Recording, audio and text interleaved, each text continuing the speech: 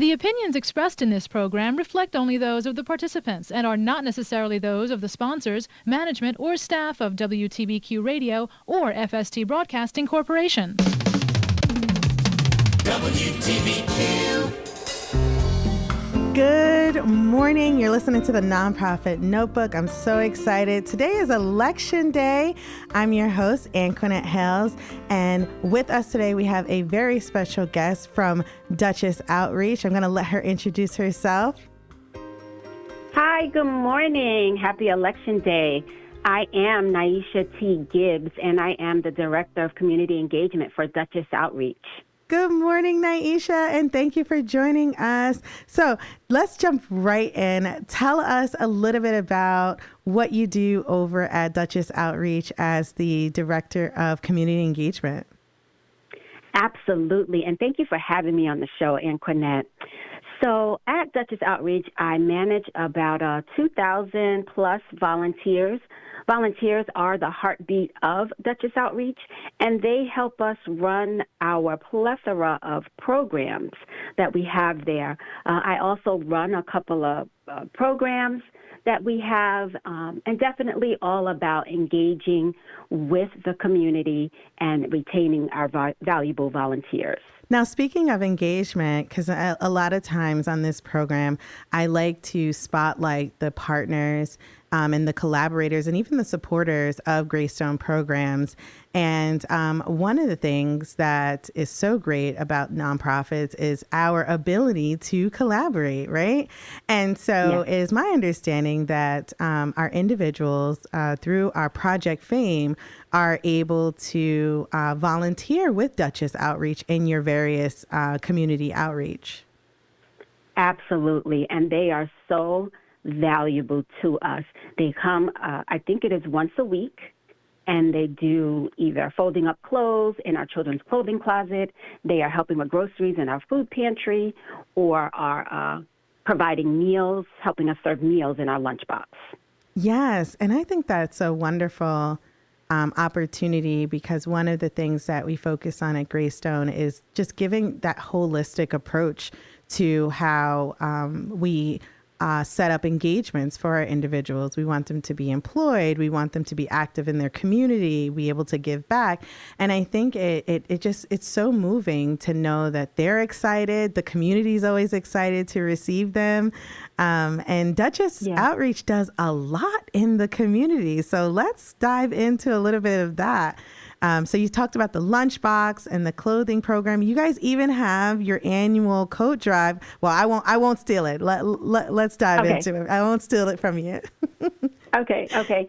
So I will just give you a little bit of information about both, but everything that I'm going to say can be found on our website, which is dutchessoutreach.org. That's dutchessoutreach.org, all one word.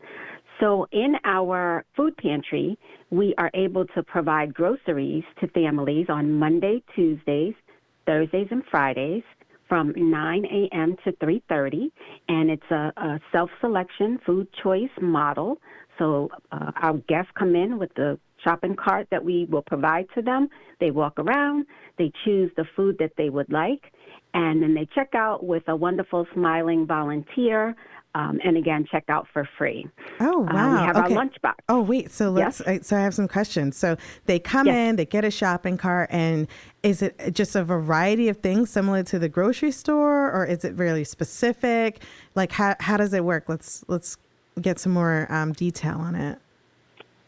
It is a variety of items. There are frozen food items. There's fresh produce. There's some dairy. Definitely meats, and each week there can be some different items depending on the items that we purchase or the items that were donated, but there's usually something there for everyone. Did I forget bread? All of those things. Wow. We have personal hygiene items available. Okay. Yes, all of those available 4 days a week. We are closed on Wednesdays. 4 days a week, so community members have the opportunity to come to Dutchess Outreach and pretty much do like shopping. Yes, whether it's groceries, personal hygiene items. Now, are there any restrictions? Now, I don't want you to go into details because I know sometimes with these things there are different intakes and so on. And so that can be, pretty detailed depending on the family or the person. But are there any restrictions? So if someone's listening to the program right now, is there anything that they need to know before they reach out, whether or not they would actually qualify? So no eligibility requirements. We ask that families come every 2 weeks. We ask that you have your, I'm sure that there's ID that's collected in the food pantry because we have to do some data collection and also the number of people in the family. So that would be pretty much what is needed. Okay. So if you're listening, okay, just an ID and maybe some information that you'd have to fill out, but it's not too intense. You definitely want to inquire of Dutchess Outreach, especially if you or someone you know is in need. We are approaching the holiday season, so I'm sure, Nyhisha, it gets pretty busy around this time, right?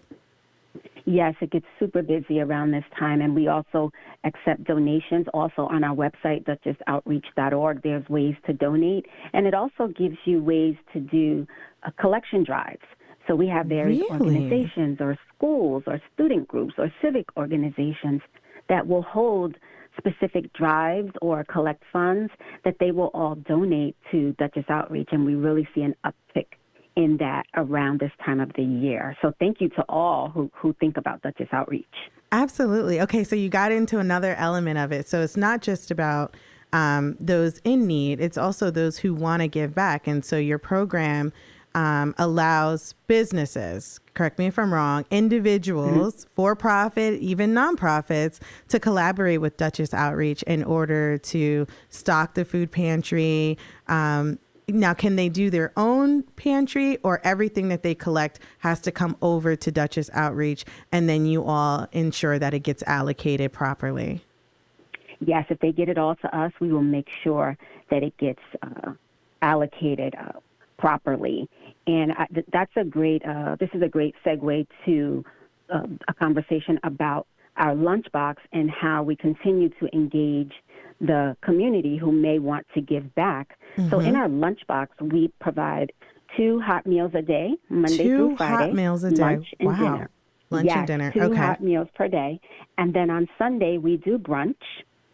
Oh, okay. And the help that we need would be from volunteers. So we're always looking for volunteers. Dutchess Outreach is celebrating 50 years this year. And if you can imagine, we've been engaging the community for 50 years. I'll pause there. Yes, 50 years. Congratulations to all those at Dutchess Outreach for the work that you're doing, because 50 years, that's huge. That's 50 years of sacrifice, 50 years of service, 50 years of community building. What an awesome just moment to cherish. Thank you. Yeah. Thank you. So going back to volunteers, which we're always looking for as well, again, on our website, DutchessOutreach.org, it says how you can help. You can click on volunteer, create your profile, and our volunteer management system is a self-service model, so you can self-register for any available opportunity listed on our website. Oh, wow. And I heard you say earlier, so again, we talked about businesses, whether it's for-profit, organizations, an individual.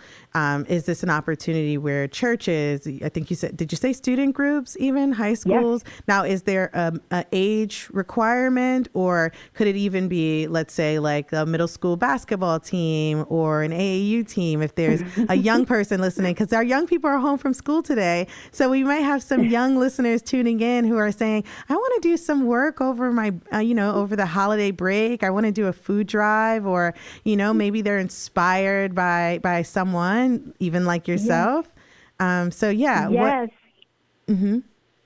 There is absolutely. So there is an age limit in the lunchbox. So for the lunchbox, you have to be 13 years old or older. Okay. But in our other programs, there isn't really an age limit. If we have really young volunteers, we would expect that the parent would be there with them. Mm-hmm. But for the most part, we accept all volunteers to come and help us. Okay, that is good to know. So we're going to go to a quick commercial break. If you're just tuning in, you're listening to the Nonprofit Notebook. We'll be right back.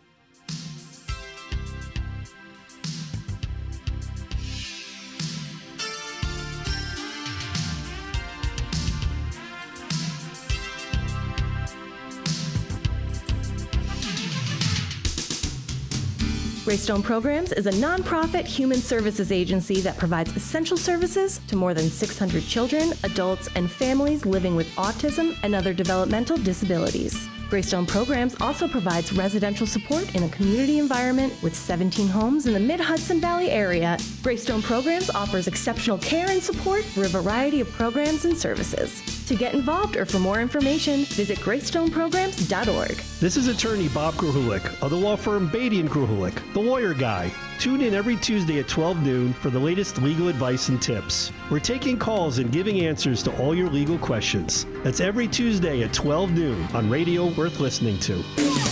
WTBQ. And we are back. If you are just joining us this morning, you're listening to the Nonprofit Notebook. My name is Anquinette Hayles from Greystone Programs. And with me this morning is the wonderful Nyhisha T. Gibbs. She is the Director of Outreach and Engagement at Dutchess Outreach. And before we went to the break, we were talking all things getting involved, because this is the season, right? Yes.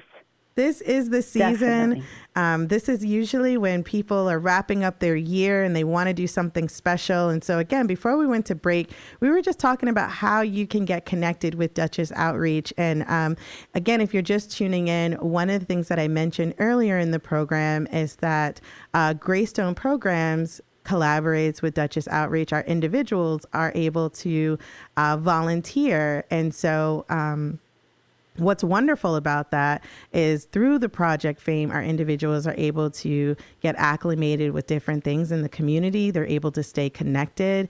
And I just think overall collaboration with different organizations is always the way to go. Wouldn't you agree? I definitely agree. It gives visibility to both organizations. Specifically for Greystone, it provides a sense of independence to your Greystone clients, and just fosters a sense of community with us. So I definitely agree. And speaking of engagement, I'd like to mention to you all that there's an opportunity coming up this weekend for volunteers. Ooh. So Dutchess Outreach does our Susan de Couklier Memorial Coat Drive every year. It runs from October 1st through October 31st, and we collect tons and tons of coats. And so shortly after the drive, we collaborate with several groups and organizations, and we bring them all together to help us sort through the coats and bag them up for distribution to various agencies and organizations. Now, I can attest, because I've volunteered with this program, and it is such, I don't know that people understand how much work goes into this and the need for volunteers. And even if it's a couple of hours that you can spare, correct? You just come on board and lend a helping hand? Yes. Just come on board, lend a helping hand. There'll be a couple of 7,000, 8,000, 10,000 coats, and we just need the hands to help us sort through them. Wow. And so do the volunteers actually go to the various locations and help pick up the coats, or are you more so in need of volunteers to come to the sorting location and kind of help divvy up everything that's already been collected? How does that work? So it's some of both. So the logistics has been massive. And so we have some volunteers that will be transporting coats on Friday from all of the pickup locations. We have also people that will come on Saturday that will help with the sort in the morning on Saturday. Then in the afternoon on Saturday, we'll have volunteers bagging up the coats for the agencies and organizations to pick them up later on that evening. So it's a whole logistical, wonderful, organized day of volunteering, 2-day volunteering day. Wow. Well, it has to be robust because you guys have been around for 50 years. So if you're just tuning in, Dutchess Outreach is celebrating 50 years. And so therefore, they've got to be doing something, right? You guys have got this nailed down. And it's just, again, it's just so great to see. And I know the weather, I'm not really sure what's happening with our weather these days. Coats are still very important because yesterday I think we needed a coat. And then today I think it's 70 degrees out. So, so it's wonderful that you're still keeping the drive going despite the fact that the weather has decided it wants to be cold and hot all in the same week. Yes, and we never know when this weather is going to decide to change its mind and the temperature is going to plummet. So if we can get coats in the hands of everyone who wants and needs a coat, then we are ahead of the curve. Absolutely. And my experience too is that it's not just coats. Like I think the times that I've been able to go and volunteer, you've also had like mittens and even hats that have been donated. And so if you all get it, you all give it out, correct? Exactly. And we get it. We have a couple of groups and a couple of individuals who knitted and crocheted hats and scarves for the winter. Wow. Yes, and those handmade items are so special, and we are so excited to give them all out at our upcoming coat giveaways and distributions. Wow.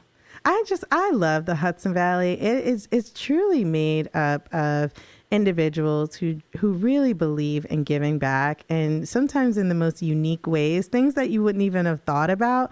But yeah, I guess there is a community out there of women and men who are, just knitting away, and they're like, I'm going to knit a couple of hats and just give them out to my community. That's awesome. Yes, it's so awesome. And you are absolutely right. We are a community. We realize the needs of our community. We realize we are empathetic and we want to help those in need because we could be on either side of this coin. And so if we all just work together, collaborate, partner, whatever word you want to use, if we all just come together and do this work together, we can just start with making the Hudson Valley better and then expand. It'll expand, right? Yeah, it'll be absolutely. contagious to other areas. And how much better will we be? Absolutely. I totally agree. Now, usually at the top of the program, I kind of do this mini interview with my guests and ask them, like, how did you get involved in the work that you do? But we just kind of jumped right into all the amazing things that Dutchess Outreach is doing. So I want to circle back. So how did you get involved with Dutchess Outreach and specifically community engagement? Well, I'll go back to my youth. And so I'm East New York born and raised. And my mother was a Girl Scout leader. She did a boys club. She did a girls club. She had a double Dutch team. It started there watching her. And then growing up in that, it kind of got passed down to me. And then I did Girl Scouts with my young ladies there in the neighborhood. And then once I moved up here, I continued in that work. I'm also a part of a sorority, which which is also civic and social and community minded. And so all of that allowed this type of work to pulse through my veins. And then I was offered the opportunity by a good friend who was retiring from the role. This role used to be the manager of volunteers or the volunteer manager, something like that. And I interviewed and I was offered the position. I accepted it, and I'm here 7 years later, and I truly enjoy what I do. It's definitely heart work and not hard work. I love that. It's hard work, not hard work. One of the things that I always try to spotlight on this programming is to love what you do.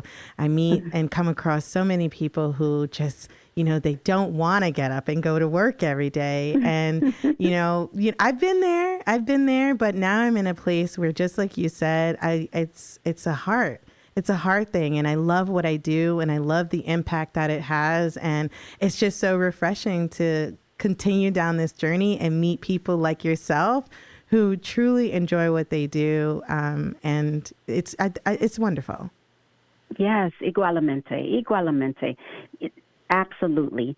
I wake up every day and enjoy what I do. Now, and, what advice awesome. would you give to someone interested in working in the area of nonprofits, specifically, that young person, or even someone who's looking to change careers? What advice would you give to them if they are saying, I'm interested in community outreach, community collaboration, community building?